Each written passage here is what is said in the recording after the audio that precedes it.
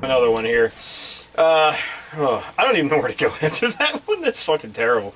Let's jump into some game news here. A game that we all know I bought that I really so sad that I bought. About it too. No Man's Sky is now under official investigation.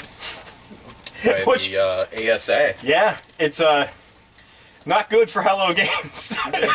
No. They're going to be goodbye games probably pretty soon. They're being investigated because, surprise, surprise, their advertising campaign was seen as false. And anybody 20% of games have that happen though? Not to this extreme. Not to this extreme. Oh, yeah. You watch the commercial for this, they show them, like, landing on planets. There's shit everywhere. Like, you can run into other people. There's a part where they land on one planet. There's this giant fucking snake, like, sandworm thing coming in and out of the ground, like, going all over the place. I've watched Matt play this game. He landed on about 5 planets and they were all dead. Yeah. There was nothing They there had but the robots same and dirt. They all had the same fucking plants, just colored differently. Some had some zigzag patterns in them. One planet it was raining. Yeah. Oh boy! Space Rain. It's fucking one. Yeah, and you know you got a really good game when you land on a planet. You're like, oh, this one's snowing. Yay! Something happens. Damn it. 60 bazillion planets, and you get to find none of them that are worth exploring. The only interesting monster or creature I ever came across looked like something that was a cross between a T-Rex and the Cookie Monster with a fucking nasal infection. Like, it was so dumb looking. Just blowing snot everywhere? He just had like this, like, it looked like his nose area was just like filled to the point where it's going to explode. He drank a lot. It was really hairy.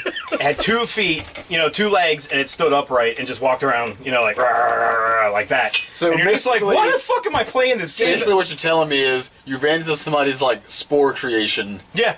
That's what they all look like, is fucking spore creations. They probably they'll probably find that out in the investigation. Like, they ripped all the creatures out of Spore Creature Creator. Fucking fracks. It's not even random. They just threw them in, all willy-nilly like. They went to the archives. Yeah. Found all this. Well, and then the other thing in the commercials for it, they had like these giant space battles. Yeah, I've gotten to a space battle. It's only 2 ships every time. There's no giant dog fights or anything. It's 2 ships that attack you every time. And when you kill them, it's like, here's some helium. You can find it anywhere, but here you go.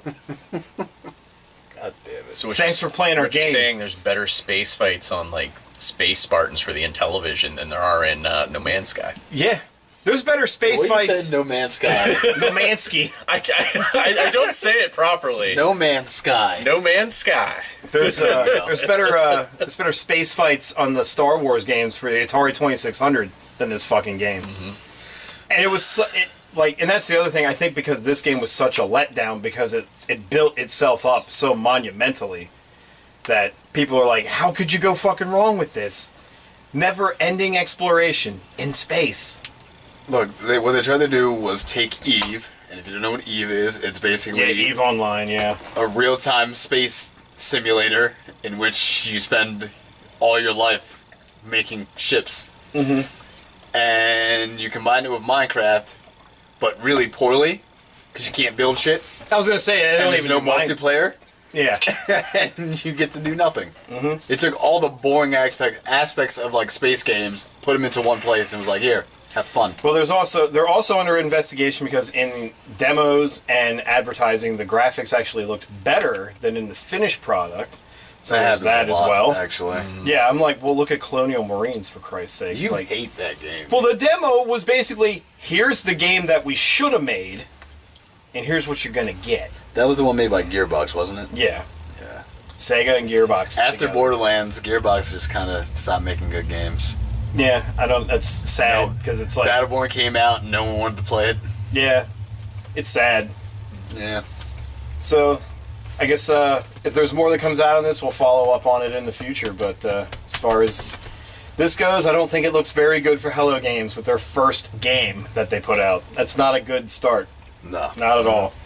And I think there's a lesson to learn. That's what happens when you take an indie developer's great idea, give them all their fucking money, and then you don't watch what the hell they're doing with it. It's like, yeah, they might have a great idea, but you should probably watch what they're doing. Mighty Number 9. Yeah. Which you can get real cheap now. Isn't it like... Doesn't Keiji Inafune come to your house and hand it to you in a gold box? He gives you a hand job while you play it and tells you about all the things you can do in the game. Like combos? Yeah, it tells you about all the combos. Gives you a hand job and feeds you combos, the delicious snack treat. Jeez. I don't think I want that to happen ever. That seems like a really... What would you... That's what would you... Heaven, I think is what you... No. Maybe not a dude doing it, though. I don't really want an old Japanese guy touching my dick.